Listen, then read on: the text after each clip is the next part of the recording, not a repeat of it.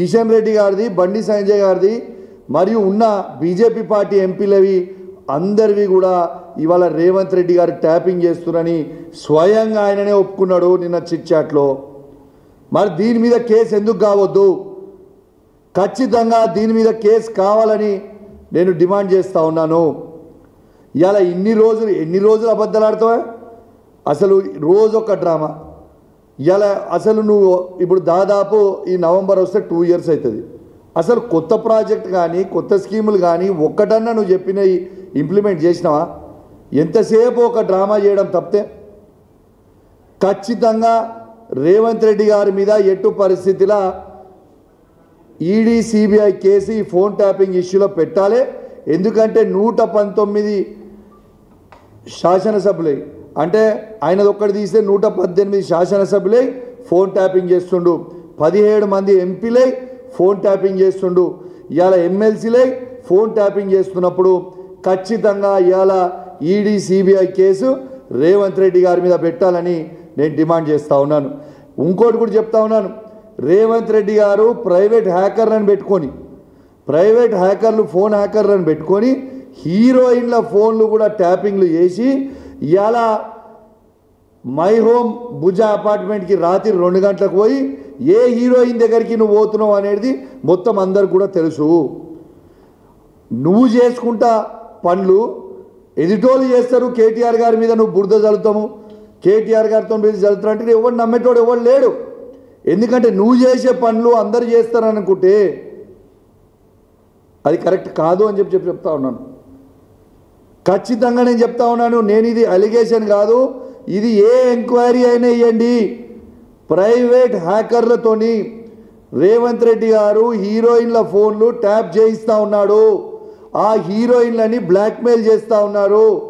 ఆఖరికి మొన్న miss world వచ్చిన వాళ్ళే కూడా ఫోన్లు ప్రైవేట్ హ్యాకర్లతోని దాన్ని ట్యాపింగ్ చేయించిండు.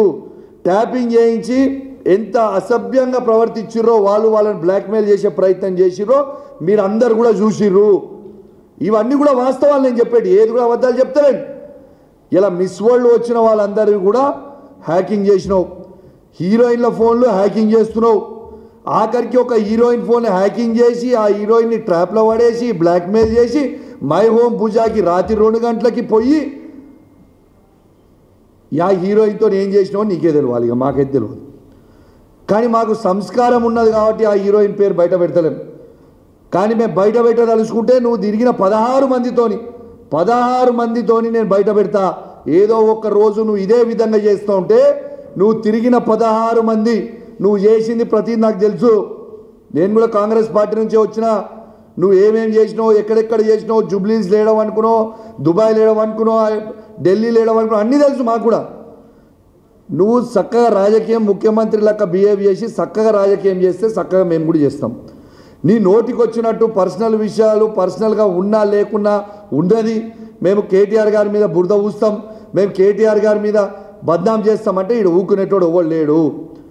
ఇవాళ కేటీఆర్ గారు కడిగిన ఆనముత్యంలాగా బయటికి వస్తాడు. ఇలా ప్రజలందరూ కూడా కేటీఆర్ గారు హరీష్ రావు గారు కావాలని కోరుకుంటా ఉన్నారు. నీ చిల్లర రాజకీయం వల్ల ప్రజలు కూడా ఫెడప్ అయిపోయారు. బంద్ చేయి, ఎన్ని రోజులు ఇదే పని చేస్తుంటావా? నేను మళ్ళీ చెప్తున్నా, ఇవాళ రేవంత్ రెడ్డి గారు ప్రతి యాక్ట్రెస్ కూడా చాలా జాగ్రత్తగా ఉండాలి.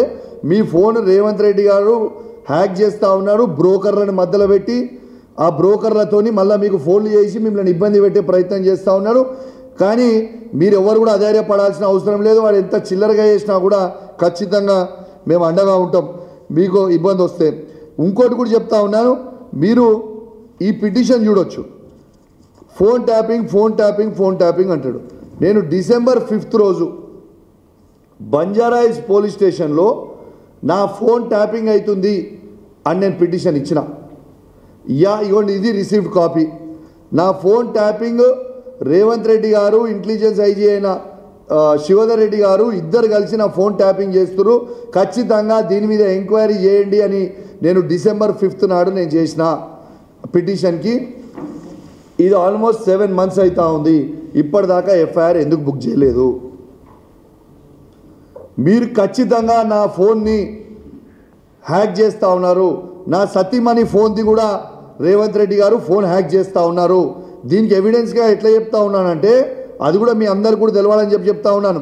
మొన్న నన్ను అరెస్ట్ చేసిన రోజు మా కమ్యూనిటీకి వచ్చి సీసీ కెమెరాలు మొత్తం కూడా అన్యాయంగా చెక్ చేస్తూ ఉంటే ఇవాళ అక్కడ ఉన్న మేనేజర్ ఆ రోజు నేను కూడా లోకల్లో ఉన్నా, వాడు ఇంటికి రాకుండా చెక్ చేస్తూ ఉంటే అక్కడ ఉన్న మేనేజర్ నా సతీమణికి ఫోన్ చేసి ఆడ ఏం చేస్తున్నారో వీళ్ళు చెప్తా ఉంటే 2 నిమిషాల లోపలనే అక్కడికి వచ్చిన సిఐ ఆ మేనేజర్కి ఫోన్ చేసి నువ్వు మేడంకి ఎందుకు ఫోన్ చేస్తున్నావు, మేము ఇక్కడ ఏం చేస్తున్నామో ఎందుకు చెప్తున్నావు అని చెప్పిండు. మరి ఆయన నా వైఫ్కి ఫోన్ చేసింది ఈ పోలీసు వాళ్ళకి ఎట్లా తెలుసు అంటే ఫోన్ హ్యాక్ చేస్తున్నట్టే కదా నా సతీమణిది. ఎంత దుర్మార్గుడు రేవంత్ రెడ్డి అంటే భార్యాభర్తలు మాట్లాడుకునేది కూడా దౌర్భాగ్యం. ఆయన భార్యాభర్తలు మాట్లాడుతుంటే ఆ మాటల్ని ఇంటా ఉన్న దౌర్భాగ్యుడు ఇలా రేవంత్ రెడ్డి గారు అని చెప్పక తప్పదని చెప్పి ఈ సందర్భంగా తెలియజేస్తూ ఉన్నాను. ఇలా నేను నా సతీమణి మాట్లాడుకునేది మొత్తం కూడా ఇంటా ఉంటే నేను ఇది ఎవిడెన్స్తో సహా చెప్తా ఉన్నాను.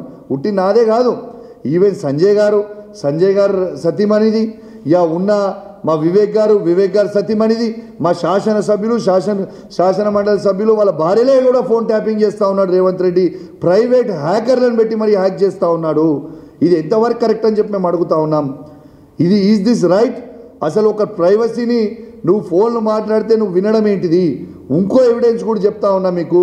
ఇలా నిన్న కాక మొన్న 2 మంత్రులు మాట్లాడుకున్న మాటలు, ఆ 2 మంత్రులు ఫోన్లో మాట్లాడుకొని వాళ్ళు ఈయనని ఎన్ని రోజులు మనం భరించాలి, ఆ మంత్రులు మాట్లాడుకున్న సంభాషణ ఏంటంటే ఈ పొట్టోని మేము ఎన్ని రోజులు భరించాలి, ఎన్ని రోజులు భరిద్దాము అని వాళ్ళిద్దరు మాట్లాడుకున్న చర్చని నెక్స్ట్ డే రోజు ఆ మంత్రిలో ఫోన్ కూడా ట్యాపింగ్ చేస్తున్న ఇంత తర్వాత ఇంటెలిజెన్స్ రిపోర్ట్ ముఖ్యమంత్రి గారికి పోయిన తర్వాత ఇంకొక మంత్రి ఇంటికి పంపించి ఆ మంత్రిని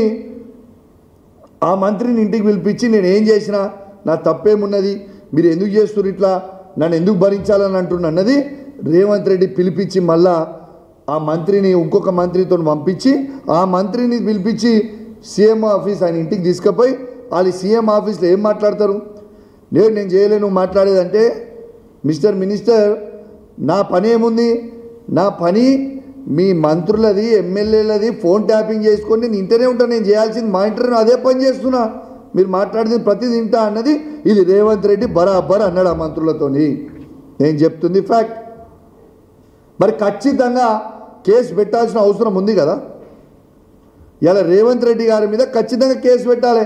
ఇలా సిట్కి వాళ్ళని పిలుస్తుండు వీళ్ళని పిలుస్తుండు ఫోన్ ట్యాపింగ్ అవుతుందని బరాబర్ మా బీఆర్ఎస్ పార్టీలు ఉన్న ఎమ్మెల్యేలను కూడా పిలువురి సిట్కి, మా ఫోన్ ట్యాపింగ్ అవుతుందా లేదా మేము కూడా కంప్లైంట్ ఇస్తాం సిట్కి. నువ్వు నీతివంతునివి నిజాయితీవంతునివి అయితే మేము ఇచ్చిన పిటిషన్కి పోలీస్ వాళ్ళు ఎందుకు ఎఫ్ఐఆర్ బుక్ చేస్తలేరు, మరి ఇప్పటిదాకా ఎందుకు ఎంక్వైరీ చేస్తలేరు? మా నాయకుల మీద మాత్రం పిటిషన్ ఇస్తే 1 నిమిషంలో బుక్ చేస్తారు కేసులు. మేము ఒక బాధ్యత కలగా